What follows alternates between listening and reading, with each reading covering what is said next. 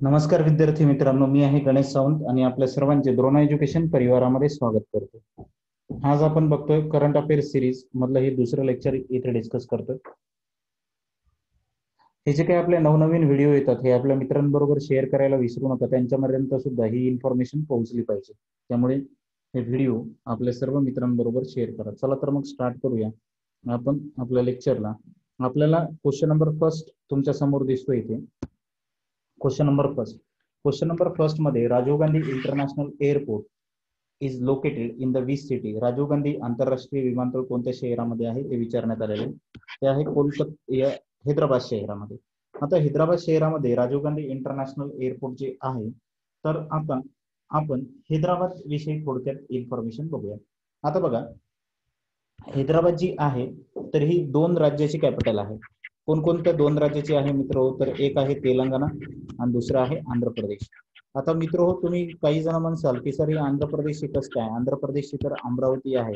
हो मित्र हो, ती अमरावती आहे पण होणार आहे, अजून झालेली नाहीये. ही कधी होणार आहे? तर ती होणार आहे 2 जून 2024 मध्ये.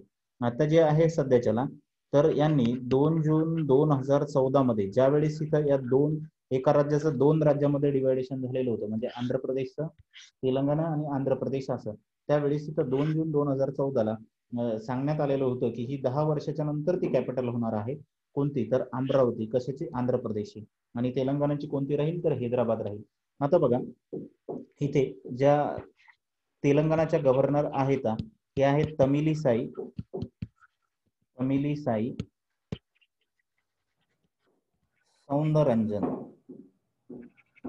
सौंदरंजन हे आहेत.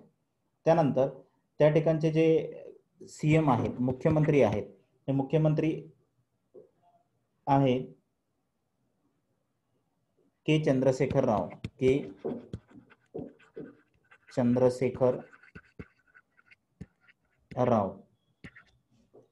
त्यानंतर चंद्रशेखर राव.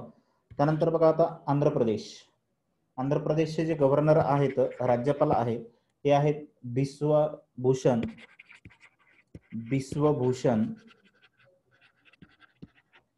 हरिचंदन.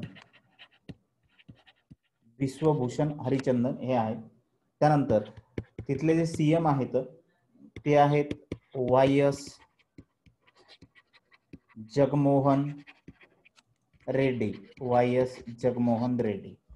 त्यानंतर आपण जे आहे तर या बाकीच्या राज्याबद्दल सुद्धा इथं थोडक्यात इन्फॉर्मेशन बघणार आहे. आता हे जे काही बाकीचे राज्य आहेत, तर यामध्ये म्हणजे हे चेन्नई आहे. आता चेन्नई जी आहे तर ही कोणत्या राज्याची कॅपिटल आहे? तर ती आहे तमिळनाडूची कॅपिटल. आता तमिळनाडूचे सध्याचे गव्हर्नर कोण आहेत? राज्यपाल कोण आहेत? तर ते आहेत बनवारीलाल पुरोहित. हे आहेत बनवारीलाल पुरोहित. त्यानंतर सीएम जे आहेत ते आहेत ई के पलानीस्वामी. हे आहेत ई के पलानीस्वामी. त्यानंतर बेंगलोर जे आहे तर ही आहे कर्नाटकाची कॅपिटल. कर्नाटक या राज्याची कॅपिटल कोणती आहे? तर बेंगलोर आहे. आता यामध्ये यांचे राज्यपाल कोण आहेत? गव्हर्नर कोणत्या कर्नाटक राज्याचे? ते आहेत वजुभाई वाला हे आहेत. त्यानंतर त्या ठिकाणचे सीएम कोण आहेत? तर सीएम आहेत बी एस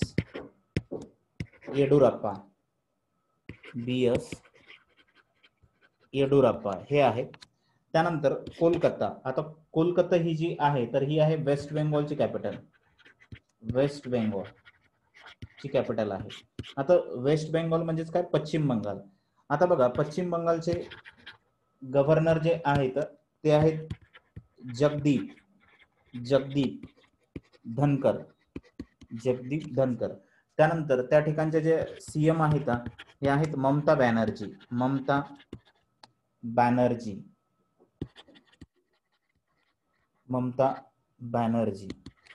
हे आहेत.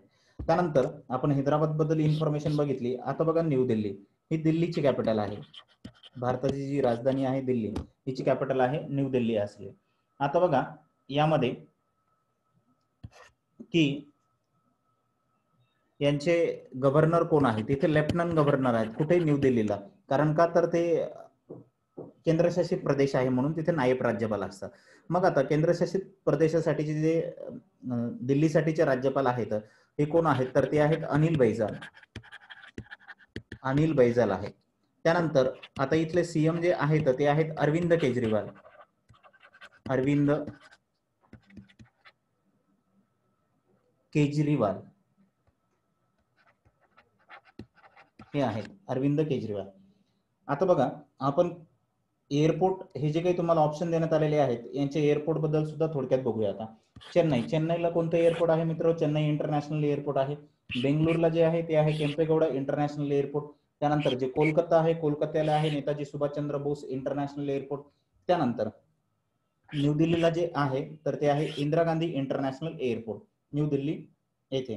त्यानंतर नेक्स्ट क्वेश्चन बघा, बांधवगड टायगर रिझर्व हे कोणत्या राज्यामध्ये आहे? तर बांधवगड टायगर रिझर्व हे आहे मध्य प्रदेशमध्ये. आता मध्य प्रदेशची जी कॅपिटल आहे ती आहे भोपाळ. मध्य प्रदेशची कॅपिटल काय आहे? भोपाळ. आणि आता मध्य प्रदेशच्या ज्या गव्हर्नर आहेत त्या कोण आहेत तर आनंदीबेन पटेल. मध्य प्रदेशच्या गव्हर्नर कोण आहेत? आनंदीबेन पटेल. आनंदीबेन पटेल यांच्याकडे हा जो आहे तर ऍडिशनल चार्ज आहे.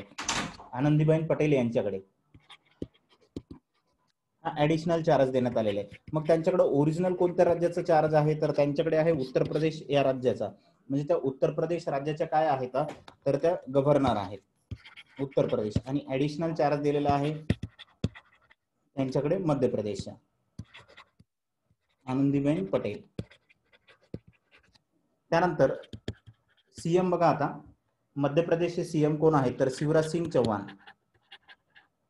शिवराज सिंग चौहान. शिवराज सिंग चौहान आहेत. त्यानंतर आता उत्तर प्रदेशचे सीएम कोण आहेत तर ते आहेत योगी आदित्यनाथ. उत्तर प्रदेशचे सीएम कोण आहेत? योगी आदित्यनाथ हे आहेत. त्यानंतर उत्तर प्रदेशची जी कॅपिटल आहे ती आहे लखनौ. उत्तर प्रदेशची कॅपिटल आहे लखनौ. त्यानंतर आपण आसामकडे येऊया. आसाम जे आहे तर आसामची कॅपिटल आहे दिसपूर. आसामची कॅपिटल काय आहे मित्र? दिसपूर. आता काही लोक म्हणतात की सर गुवाहाटी सुद्धा आहे. नाही मित्र, गुवाहाटी नाहीये. गुवाहाटी ही त्यांची लार्जेस्ट सिटी आहे, लार्जेस्ट मेट्रो सिटी आहे. त्याचबरोबर त्यांचं हायकोर्ट त्या ठिकाणी आहे गुवाहाटीला. त्यानंतर गुवाहाटी हे जे शहर आहे हे ब्रह्मपुत्र रिव्हरच्या तीरावरती आहे आणि त्यांचे ऑफिसेस मेन जे आहेत ते कुठे तर गुवाहाटीला आहेत. पण आसामची कॅपिटल काय आहे तर ती आहे दिसपूर. आता बघा आसामचे जे गव्हर्नर आहेत हे गव्हर्नर कोण आहेत तर जगदीश मुखी हे आहेत जगदीश मुखी. त्यानंतर जे सीएम आहेत ते आहेत आसामचे सर्बानंद सोनोवाल. सर्बानंद सोनोवाल हे आहेत. त्यानंतर आता जे सर्बानंद सोनोवाल सीएम आहेत त्यांचे यांचं काय आहे तर एक माजुली नावाचं बेट आहे. यांचा जो मतदारसंघ आहे तो एक माजुली नावाचं द्वीप आहे. माजुली म्हणून आहे ते. तर माजुली नावाचं हे एक द्वीप आहे आणि हे कोणत्या रिव्हर मध्ये आहे तर ते आहे ब्रह्मपुत्र रिव्हर मध्ये. आणि हे जे आहे तर ब्रह्मपुत्र रिव्हर मधील सर्वात मोठं बेट आहे जे माजुली नावाचं बेट आहे ते. त्यानंतर आपण इथं राजस्थान बद्दलची इन्फॉर्मेशन बघूया. राजस्थान जे आहे तर या राजस्थानची कॅपिटल आहे जयपूर. राजस्थान या राज्याची कॅपिटल आहे, राजधानी आहे जयपूर. त्यानंतर त्या ठिकाणचे जे गव्हर्नर आहेत हे आहेत कालराज मिश्रा. कालराज मिश्रा. त्यानंतर त्या ठिकाणचे जे सीएम आहेत ते आहेत अशोक गहलोत. अशोक गहलोत. त्यानंतर आपलं छत्तीसगड बाकी आहे. छत्तीसगडची कॅपिटल जी आहे ती आहे रायपूर. आता बरेच लोक काही जण कन्फ्यूज होतील की राजस्थानची कॅपिटल आहे जयपूर आणि छत्तीसगडची कॅपिटल काय आहे रायपूर आहे. मग छत्तीसगडच्या ज्या गव्हर्नर आहेत हे आहेत अनुसुया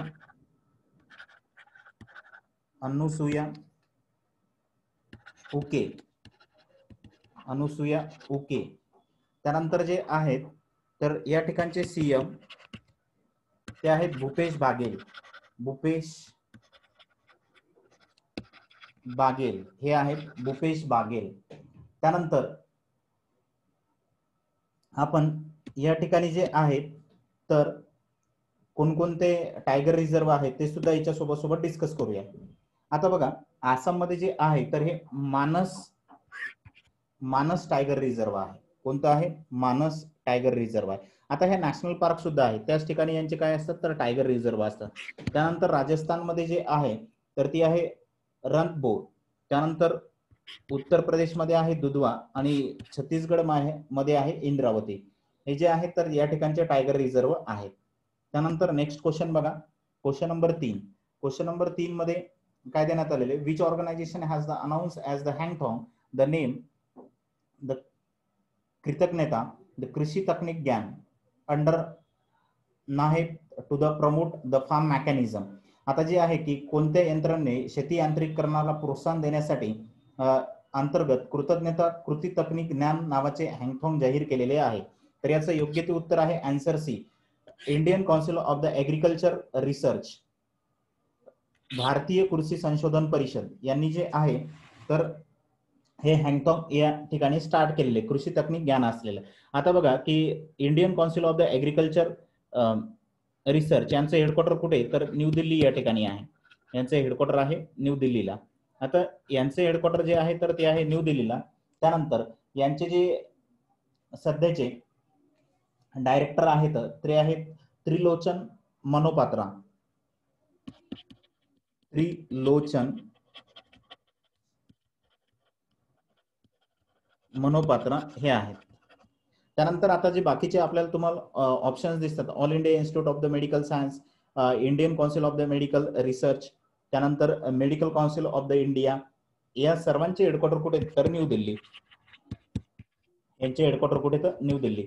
आणि या ठिकाणी international committee of the red cross हे दिसते, यांचे हेडक्वार्टर कुठे मित्र? तर जिनेवा स्वित्झर्लंड मध्ये आहे. जिनेवा स्वित्झर्लंड मध्ये आहे.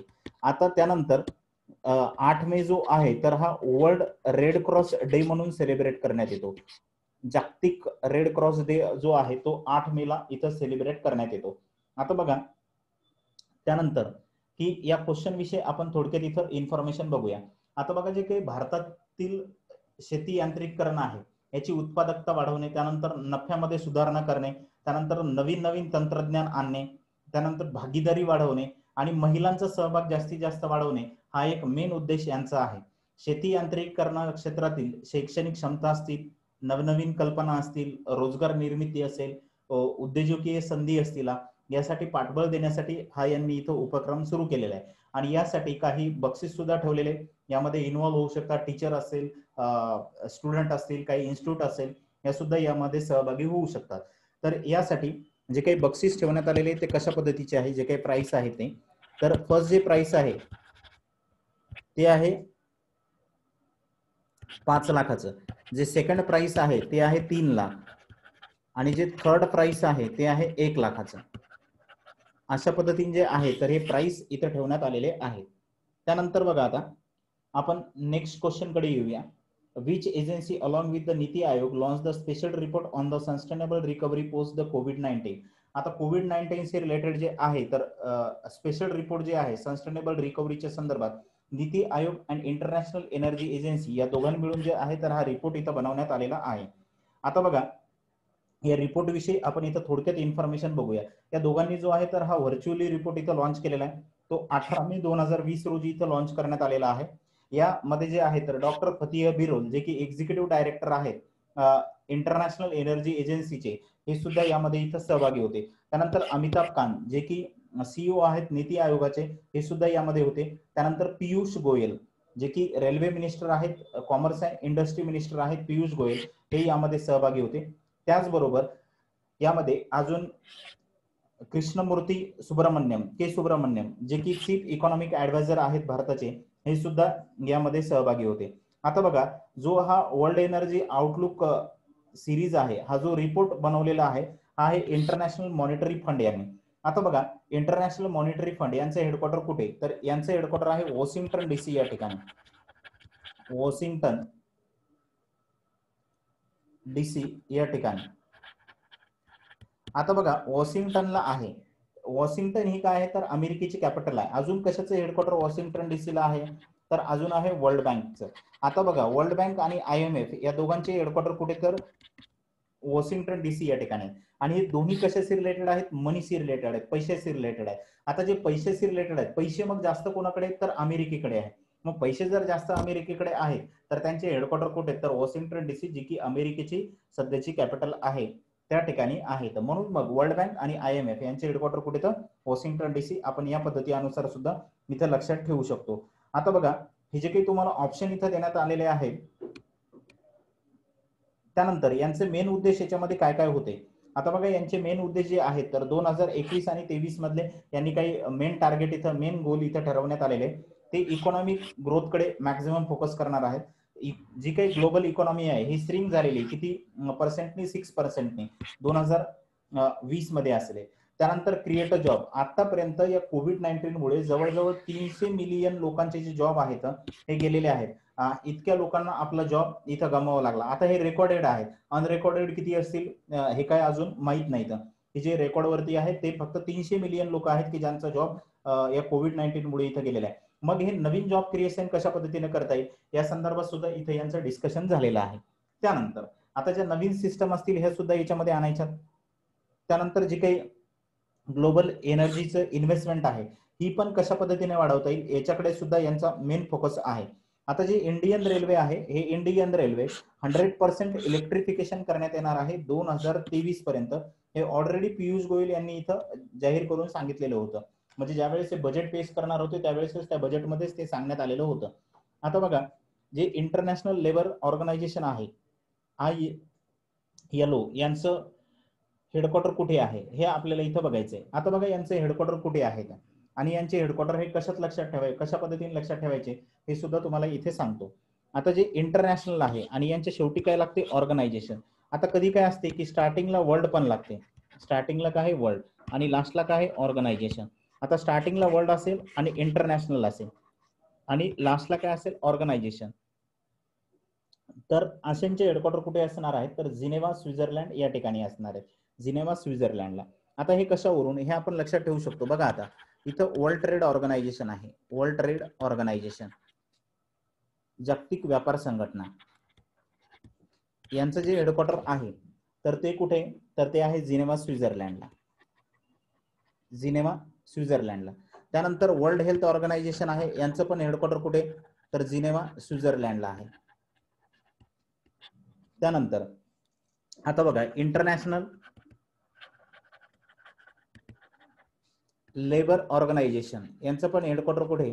तर ते आहे जिनेव्हा स्वित्झर्लंड या ठिकाणी. मग आपण या पद्धतीने यांना शॉर्टकट पद्धतीने इथे लक्षात ठेवू शकतो. आता काही लोक म्हणतील सर मग या ठिकाणी इंटरनॅशनल पोलीस ऑर्गनायझेशन दिसते, इंटरपोल, यांचं सुद्धा हेडक्वार्टर कुठे असेल? तर जिनेव्हा स्वित्झर्लंड या ठिकाणी. नाही मित्रो, हे काही अपवाद आहेत याला. मग या ठिकाणी यांचं हेडक्वार्टर कुठे? तर ते आहे फ्रान्सला. हे काही जे अपवाद असतात ना हेच आपल्याला पाठ करायचे असतात आणि हेच लक्षात ठेवायचे असतात. हे आहे फ्रान्स, लोयांमध्ये असेल फ्रान्स मध्ये. त्यानंतर बँक फॉर इंटरनॅशनल सेटलमेंट यांचं कुठे? तर बेसेल या ठिकाणी आहे की जे स्वित्झर्लंड मध्ये आहे. बेसेल इथे आपण याला बेसेल नॉर्म वरून ओळखतो. आता बेसेल नॉर्म 31 मार्च 2019 मध्ये जो आहे तो भारतामध्ये लागू करण्यात आलेला आहे, जो थर्ड नॉर्म्स आहे तो. त्यानंतर आपण येऊया नेक्स्ट क्वेश्चन कडे. नेक्स्ट क्वेश्चन, सत्येंद्र मोहन देव स्टेडियम कोणत्या राज्यात आहे? तर हे आहे आसाम राज्यामध्ये. हे जे स्टेडियम आहे ते आहे आसाम राज्यामध्ये. आता बघा, त्यानंतर आपण आसाम बद्दल अगोदर ऑलरेडी मागच्या क्वेश्चन मध्ये डिस्कस केला. आपण तीच इन्फॉर्मेशन परत डिस्कस करणार नाही. त्यानंतर अरुणाचल प्रदेश. अरुणाचल प्रदेशमध्ये लोपोन नावाचं स्टेडियम आहे. अरुणाचल प्रदेशमध्ये लोपोन नावाचं स्टेडियम आहे. अरुणाचल प्रदेशची जी कॅपिटल आहे ती आहे इटानगर. इटानगर. त्यानंतर अरुणाचल प्रदेशचे जे गव्हर्नर आहेत ते आहेत बीडी मिश्रा. बीडी मिश्रा. त्यानंतर अरुणाचल प्रदेशचे सीएम जे आहेत ते आहेत पेमा खांडू. प्रेमा नाही बरं का, पेमा खांडू. आता बघा, याला जर आपल्याला लक्षात ठेवायचं असेल तर आपण याला मजेशीर ट्रिक्स अनुसार लक्षात ठेवू शकतो आणि ह्या ट्रिक्स तुम्हीच इथे डेव्हलप करू शकता. आता या ठिकाणी अरुणाचल प्रदेशमध्ये आहे लोपोन स्टेडियम, त्यांची कॅपिटल आहे इटानगर. त्यानंतर गव्हर्नर आहेत बीडी मिश्रा आणि सीएम आहेत पेमा खांडू. आता या ठिकाणी याला जर लक्षात जर ठेवायचं जर असेल तर पेमा खांडू आणि बीडी मिश्रा लोपोन स्टेडियम वरती इटेवरती बसून बिडी ओढत होते. पेमा खांडू, बीडी मिश्रा लोपोन स्टेडियम वरती इटेवरती बसून बिडी ओढत होते. या पद्धतीने तुम्ही तुमच्या ट्रिक्स बनवू शकता आणि या ट्रिक्स अनुसार त्याला लक्षात सुद्धा ठेवू शकता. त्यानंतर महाराष्ट्राची कॅपिटल काय आहे मित्र? मुंबई आहे. मुंबई. आता मुंबईला जे आहे तर अजून निकनेम आहेत भरपूर काही. बॉलिवूड सिटी सुद्धा म्हणतात त्याला, बॉलिवूड सिटी. त्यानंतर अजून म्हणण्यात येते गेटवे ऑफ इंडिया. आणि जे बाकीचे यांचे टोपण नाव आहेत ते आपण मागच्या लेक्चरमध्ये सुद्धा डिस्कस केलेले आहेत. 7 बेटांचं शहर असेल, स्वप्ननगरी, हे अगोदरच्या लेक्चरमध्ये आपण डिस्कस केलेले आहे. आता मुंबईला स्टेडियम कोणतं आहे? जे मुंबईला स्टेडियम आहे ते आहे वानखेडे स्टेडियम. वानखेडे स्टेडियम हे कुठे? तर मुंबईला. त्यानंतर हे जे महाराष्ट्राचे गव्हर्नर आहेत ते आहेत भगतसिंग कोश्यारी. त्यानंतर जे सीएम आहेत ते आहेत उद्धव ठाकरे. आणि भगतसिंग कोश्यारी यांच्याकडे गोवा राज्याचं सुद्धा काय आहे तर ऍडिशनल चार्ज देण्यात आलेला आहे. हा 18 ऑगस्ट 2020 पासून देण्यात आलेला आहे. त्यानंतर आता जे गोवा राज्याचे सीएम आहेत ते आहेत प्रमोद सावंत. त्यानंतर गोव्याची कॅपिटल काय आहे तर पणजी. गोव्याची कॅपिटल काय आहे? पणजी. त्यानंतर आता जे मॅक्झिमम एक्झामला विचारण्यात आलेलं आहे ते एक स्टेडियम जे आहे ते आपण डिस्कस करूया महाराष्ट्रामधलं. ते आहे पुणेचं श्री शिव छत्रपती स्पोर्ट कॉम्प्लेक्स. हे मॅक्झिमम एक्झामला विचारण्यात आलेलं आहे. कोणतं? Shri Shiv Chhatrapati sport complex stadium, जे की पुणे या ठिकाणी आहे. आता बघा मुंबई जे आहे तर मुंबईमध्ये 2 रेल्वे झोन आहेत. तसे जर पाहिलं तर आपण टोटल 3 रेल्वे झोन आहेत जर कोकण रेल्वे जर पकडला तर. एक आहे सेंट्रल रेल्वे झोन, दुसरा आहे वेस्टर्न रेल्वे झोन, त्यानंतर एक आहे कोकण रेल्वे झोन. हे आहेत असे 3 रेल्वे झोन त्या ठिकाणी आहे. टोटल रेल्वे झोन किती आहेत मित्र? तर 18 रेल्वे झोन आहेत टोटल. आणि कोकण रेल्वे झोन जर पकडला तर 19 रेल्वे झोन आहेत. आणि 73 जे आहेत 73 हे सब डिव्हिजन आहेत रेल्वेचे, 73 असले. त्यानंतर नॉर्थ जो झोन आहे हा नॉर्थ झोन रेल्वेचा सर्वात मोठा झोन आहे. कोणता झोन? नॉर्थ झोन रेल्वेचा सर्वात मोठा झोन आहे. त्यानंतर या ठिकाणी जे आहे तर फर्स्ट जी रेल्वे धावलेली होती, जी पहिली रेल्वे आपली धावलेली आहे ती कुठून कुठपर्यंत आहे तर ती आहे मुंबई टू ठाणे. मुंबई टू ठाणे ही कधी धावलेली होती पहिली रेल्वे? तर ही होती 16 एप्रिल 1853 मध्ये. आणि हे टोटल अंतर किती आहे तर ते आहे 34 किलोमीटर. हे पण आपल्याला लक्षात ठेवायचं. याच्या सोबत आपण हा स्टॅटिकचा पार्ट सुद्धा डिस्कस करत चालणार आहे. आता बघा सिक्कीमला जे आहे तर ते आहे बैचुंग नावाचं स्टेडियम. कोणतं आहे तर बैचुंग नावाचं स्टेडियम आहे. कुठे? तर सिक्कीमला. त्यानंतर सिक्कीमची कॅपिटल काय आहे मित्र? तर गंगटोक आहे. सिक्कीमची कॅपिटल आहे गंगटोक. त्यानंतर त्यांचे जे गव्हर्नर आहेत ते आहेत गंगा प्रसाद. कोण आहेत? गंगा प्रसाद हे गव्हर्नर आहेत. कुठले? सिक्कीमचे. त्यानंतर सिक्कीमचे जे सध्याचे सीएम आहेत हे आहेत प्रेमसिंग थामंग. हे आहेत प्रेमसिंग थामंग. त्यानंतर त्रिपुराची कॅपिटल काय आहे मित्र? तर आगरतळा. त्रिपुराची कॅपिटल काय आहे? आगरतळा. त्यानंतर यांचे जे गव्हर्नर आहेत त्रिपुराचे गव्हर्नर आहेत रमेश बैस. त्यानंतर सीएम जे आहेत ते आहेत बी के देव. आणि या ठिकाणी कोणतं स्टेडियम आहे तर महाराजा बीर बिक्रम कॉलेज स्टेडियम. महाराजा बीर बिक्रम कॉलेज स्टेडियम हे आहे या ठिकाणी. त्यानंतर आपण येऊया क्वेश्चन नंबर 6 कडे. क्वेश्चन नंबर 6 मध्ये विचारण्यात आलेले India partner with the which country to co-develop the high-tech weapon system. High tech weapon system साठी आपण कोणत्या देशाबरोबर भागीदारी केलेली आहे तर ते आहे इस्रायल बरोबर भागीदारी केलेली. आता इस्रायल बरोबर जी काही भागीदारी केलेली आहे आपण त्या संदर्भात इथं बघणार आहे. यामुळे काय होणार आहे तर भारत आणि इस्रायल यांची जी अग्रीमेंट झालेली आहे याच्यामुळं चीन आणि पाकिस्तानचं टेन्शन वाढणार आहे इथं. का तर यांनी हायटेक क्षेपणास्त्र इथं तयार करण्याचं शस्त्रास्त्र ठरवण्यात आलेलं आहे. त्यामुळं यांची इथं डोकेदुखी वाढणार आहे. आणि ही कोणी अग्रीमेंट केलेली आहे तर जे काही संरक्षण सचिव आहे त्यांच्या अध्यक्षतेखाली हे एक गट स्थापन करण्यात आलेला आहे. आणि यानुसार एक सबग्रुप सुद्धा इथं स्थापन करण्यात आलेला आहे. आणि या सबग्रुपकडे काही काम देण्यात आलेले आहे. ते अशा पद्धतीने आहेत वर्किंग: तंत्रज्ञान हस्तांतरण करणे, संयुक्त विकास, उत्पादन, टेक्नॉलॉजी, सुरक्षा, त्यानंतर आर्टिफिशियल इंटेलिजन्स, कल्पकतेला चालना देणे. त्यानंतर जर तिसऱ्या देशाबरोबर निर्यात करायची असेल तर हे संयुक्तरित्या यावरती निर्णय घेऊ शकता. मागच्या 2 दशकापासून जे आहे तर भारत आणि इस्रायल यांचे जे रिलेशन आहेत हे एकदम चांगल्या पद्धतीचे आहेत. 1999 मध्ये भारताला जे आहे तर इस्रायलने हेल्प केलेली होती, जी की इमर्जन्सी मध्ये होती. ते भारत कधीही विसरू शकणार नाही. आणि 2014 पासून ज्यावेळेस पासून पंतप्रधान नरेंद्र मोदी यांचं गव्हर्नमेंट आलेलं आहे तेव्हापासून भारत आणि इस्रायल यांचे जे रिलेशन आहेत हे एकदम बळकट होत गेलेले आहे. आता जे या ठिकाणी इस्रायलची जी कॅपिटल आहे ते आहे जेरुसलेम. हे सर्वात मोठं शहर आहे इस्रायल मधलं. त्यानंतर यांचं जे चलन आहे ते आहे नवो शेकेल. त्यानंतर रिव्हलिन हे जे आहेत तर राष्ट्राध्यक्ष आहेत. बेंजामिन नेतान्याहू हे आहेत पंतप्रधान. त्यानंतर क्वेश्चन नंबर 7 कडे आपण आलेलो आहे. क्वेश्चन नंबर 7 संदर्भात आपण इथे डिस्कस करतोय.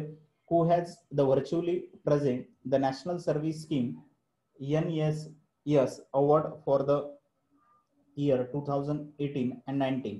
आता जे आहे तर यामध्ये राष्ट्रीय सेवा योजना ज्याला आपण NSS म्हणतो यांचा जो पुरस्कार आहे हा रामनाथ कोविंद यांनी इथं जाहीर केलेले आहेत आताचे. हे व्हर्च्युअली ऑनलाईन. आणि रामनाथ कोविंद जे आहेत हे आहेत भारताचे 14वे राष्ट्रपती. हे कितवे आहेत तर हे आहेत 14वे भारताचे राष्ट्रपती. त्यानंतर आपल्याला 2 नंबरचं ऑप्शन दिसते अमित शहा. अमित शहा जे आहेत तर हे आहेत होम मिनिस्टर, गृहमंत्री. भारताचे हे काय आहेत तर होम मिनिस्टर आहेत. आता अमित शहा यांचा जो मतदारसंघ आहे तो आहे गांधीनगर. हा काय आहे तर गांधीनगर. कोणाचा? अमित शहा यांचा मतदारसंघ आहे गांधीनगर. त्यानंतर गांधीनगरला जे आहे तर सरदार वल्लभभाई पटेल इंटरनॅशनल एअरपोर्ट आहे. आणि ते कुठे तर अहमदाबाद या ठिकाणी आहे. अहमदाबादला कोणतं आहे? सरदार वल्लभभाई पटेल. आणि हे गांधीनगर आणि अहमदाबाद हे कुठे येतात तर गुजरातमध्ये येतात. त्यानंतर नेक्स्ट ऑप्शन आहे आपल्याकडे नरेंद्र मोदी. C option. हे आहेत 14वे भारताचे पंतप्रधान. त्यानंतर यांचा मतदारसंघ जो आहे तो आहे वाराणसी. कोणाचा? पंतप्रधान नरेंद्र मोदी यांचा. आता त्यानंतर हे जे वाराणसी आहे तर याला म्हणण्यात येते स्पिरिच्युअल कॅपिटल ऑफ इंडिया, भारताची आध्यात्मिक राजधानी. त्यानंतर काशी, असी व अरुणा या 3 नद्यांच्या संगम त्या ठिकाणी आहे, त्यावरून यांचं नाव पडलेलं आहे वाराणसी. कोणकोणत्या? काशी, त्यानंतर आहे असी, त्यानंतर असलेली वरुणा. या 3 नद्यांच्या संगमावरून तिथं नाव पडलेलं आहे वाराणसी. आणि काशीला एक जे फेमस मंदिर आहे ते आहे काशी विश्वेश्वर मंदिर असलेलं. आणि जे वाराणसी आहे हे जगातील सर्वात जुने सलग वस्ती असलेले शहर आहे. वाराणसी जे आहे ते. वाराणसीला जे आहे तर बनारस हिंदू विद्यापीठ आहे. कुठे? वाराणसीला. आता हे कधी स्थापन झालेलं होतं तर हे करण्यात आलेलं आहे 1916 मध्ये. 1916 मध्ये केलेले. आणि हे कोणी केलेले तर मदन मोहन मालवीय यांनी केलेलं आहे. आता मदन मोहन मालवीय यांनी 2015चा भारतरत्न पुरस्कार देण्यात आलेला आहे. आणि यांना हे मरणोत्तर देण्यात आलेले आहे. कोणाला? मदन मोहन मालवीय यांना. त्यानंतर 2015ला जे आहे तर अजून अटल बिहारी वाजपेयी यांना भारतरत्न पुरस्कार देण्यात आलेला आहे. आणि 2019 मध्ये 3 लोकांना भारतरत्न पुरस्कार देण्यात आलेला आहे मागच्या वर्षी 2019 मध्ये. मग हे 3 व्यक्ती कोण कोण आहेत तर पहिले आहेत नानाजी देशमुख. हे जे आहेत तर हे आहेत सामाजिक कार्यकर्ते, यांना देण्यात आलेला आहे. त्यानंतर दुसरे जे आहेत ते आहेत भूपेन हजारिका यांना देण्यात आलेले आहे. भूपेन हजारिका यांना. हे काय आहेत तर हे आहेत गायक. त्यानंतर 3 नंबरला आहेत प्रणव मुखर्जी, हे जे की भारताचे 13वे राष्ट्रपती आहेत, यांना देण्यात आलेले आहे. आतापर्यंत 48 लोकांना भारतरत्न पुरस्कार देण्यात आलेला आहे. ते जे अवॉर्ड वगैरे आहेत हे आपण त्या लेक्चरमध्ये डिस्कस करणार आहे. अवॉर्डचं एक स्पेशल लेक्चर घेईन त्यामध्ये. आता बघा NSS जे आहे तर हा अवॉर्ड जो आहे तो दरवर्षी देण्यात येतो. आता 2018 आणि 19 हा 3 कॅटेगरीमध्ये इथे देण्यात आलेले आहे. टोटल 42 लोकांना हा अवॉर्ड इथं 3 डिफरंट कॅटेगरीमध्ये देण्यात आलेला आहे. NSS युनिट, त्यानंतर त्यांचे प्रोग्राम, त्यांचे ऑफिसर्स यासाठी एक हा देण्यात आलेला आहे. त्यानंतर त्यांचे व्हॉलंटियर्स यांच्यासाठी आणि youth affairs and sport minister जे किरण रिजिजू आहेत यांनी सुद्धा हा प्रोग्राम अटेंड केला. विज्ञान भवन या ठिकाणी न्यू दिल्लीमध्ये जो झालेला होता तो. त्यानंतर नॅशनल सर्व्हिस स्कीम अवॉर्ड जो NSS आहे याची जी स्थापना आहे ही 1969 मध्ये झालेली आहे. त्यानंतर question number 8, which company has the launch the campaign name the contactless connection. Contactless connection नावाची जी मोहीम आहे कोणत्या कंपनीने सुरू केलेली आहे? तर ही जी आहे तर SBI ने सुरू केलेली आहे. आणि SBI चे हेडक्वार्टर कुठे? तर मुंबई या ठिकाणी आहे. ही SBI ने सुरू केलेली. या कोविड-19 मुळे एकमेकाच्या कॉन्टॅक्ट मध्ये कस्टमर येऊ नये यासाठी हे कॉन्टॅक्टलेस कनेक्शन यांच्याकडून इथं सुरू करण्यात आलेलं आहे. त्यानंतर जे आहे तर आपण या बाकीच्या ऑप्शन बद्दल नंतरच्या एखाद्या लेक्चर मध्ये डिस्कस करूया. त्यानंतर नेक्स्ट क्वेश्चन कडे आपण येऊया. Medical Council of the India has been the officially rename as the National Medical Commission. जे Medical Council of the India होतं यांचं नाव चेंज करण्यात आलेलं आहे आणि ते नॅशनल मेडिकल कमिशन असं नाव करण्यात आलेले. तर यांचे जे फर्स्ट चेअरमन आहेत ते आहेत सुरेश चंद्र शर्मा. सुरेश चंद्र शर्मा हे आहे. त्यानंतर where is the headquarter of the international energy agency. आंतरराष्ट्रीय ऊर्जा एजन्सीचे मुख्यालय कोठे आहे? तर यांचं जे हेडक्वार्टर आहे ते आहे पॅरिस या ठिकाणी. पॅरिसला आहे. पॅरिस ही फ्रान्सची कॅपिटल आहे आणि जी फ्रान्स आहे या कंट्रीची करन्सी जी आहे ती आहे युरो. यांची करन्सी काय आहे तर युरो ही करन्सी आहे. त्यानंतर याच्या शॉर्टकट सुद्धा आपण बघणार आहे इंटरनॅशनल ऑर्गनायझेशनच्या. बरं त्या एखाद्या नेक्स्ट लेक्चर मध्ये आपण क्लिअरली डिस्कस करणार आहे. त्यानंतर recently former defence minister Jaywant Singh has dead. He belong to the which political party. आता जे नुकतेच आहे तर माजी संरक्षण मंत्री जे आहे जयवंत सिंह यांचे निधन झालेले आहे. तर ते कोणत्या पार्टीचे होते हे आपल्याला विचारण्यात आलेले. तर ते आहेत BJP, भाजपा, भारतीय जनता पार्टीचे आहेत. आता बघा थोडक्यात यांच्याविषयी आपण इथे इन्फॉर्मेशन बघूया. त्यांचं 42व्या वर्षी निधन झालेले. त्यांचं जे एज्युकेशन आहे तर ते अजमेरचे मेयो कॉलेज व खडकवासल्याच्या NDS झालेले आहे. त्यानंतर हे उदारमतवादी राजकारणी म्हणून ओळखण्यात येत होते. त्यानंतर जयवंत सिंह यांनी 1965 मध्ये जे आहे तर आपले 8 वर्षाचा नोकरीची सेवा संपल्याच्या नंतर त्यांनी लष्करामधील जी नोकरी आहे ती सोडून दिलेली होती. 1998 ते 2004 मध्ये यांनी ज्यावेळेस अटल बिहारी वाजपेयी हे पंतप्रधान होते त्यावेळेस यांनी संरक्षण, परराष्ट्र आणि अर्थ असे 3 जे डिपार्टमेंट आहेत ते सांभाळलेले आहेत. त्यानंतर 1999 मध्ये कंदाहार विमान अपहरण जी घटना आहे ही यांनी यशस्वीरित्या हँडल केलेली आहे. त्यानंतर त्यांना जे आहे तर खांद्यावर पट्टी असलेला शर्ट हा यांचं खास वैशिष्ट्य आहे. आपण या फोटोमध्ये बघू शकतो की या ठिकाणी जे आहे तर त्यांच्या खांद्यावरती जी पट्टी आहे हे खास त्यांचं वैशिष्ट्य होतं या शर्टचं. त्यानंतर त्यांची 2004 ते 2009 या काळामध्ये राज्यसभेत विरोधी पक्षनेते म्हणून सुद्धा इथे जे आहेत तर हे राहिलेले आहेत. त्यानंतर त्यांनी 2009 मध्ये भाजपाकडून जे आहे तर उपराष्ट्रपती पदासाठी हे उभे सुद्धा राहिलेले होते पण त्यांचा त्या ठिकाणी पराभव झालेला होता ज्यावेळेस ते इथं पराभूत झालेले 2009 मध्ये. त्यानंतर यांनी काही कालावधीसाठी जे आहे तर पक्ष सुद्धा या ठिकाणाहून सोडला होता. परत त्यांनी तो जॉईन सुद्धा केलेला आहे. ते उपराष्ट्रपती पदाचे उमेदवार सुद्धा होते. अमित अन्सारी यांच्या अगेन्स्ट ते उभे होते पण त्यांचा पराभव झालेला होता 2012ला. आणि त्यांचे भैरोसिंग शेखावत हे त्या गुरु होते. ते 5 वेळा राज्यसभेवरती गेलेले आहेत आणि 4 वेळा लोकसभेवरती निवडून गेलेले आहेत. जयवंत सिंह आहे. यांचे बुक कोणकोणते आहेत हे सगळ्यात महत्वाचे. यांचे बुक आपल्याला विचारण्यात येतात.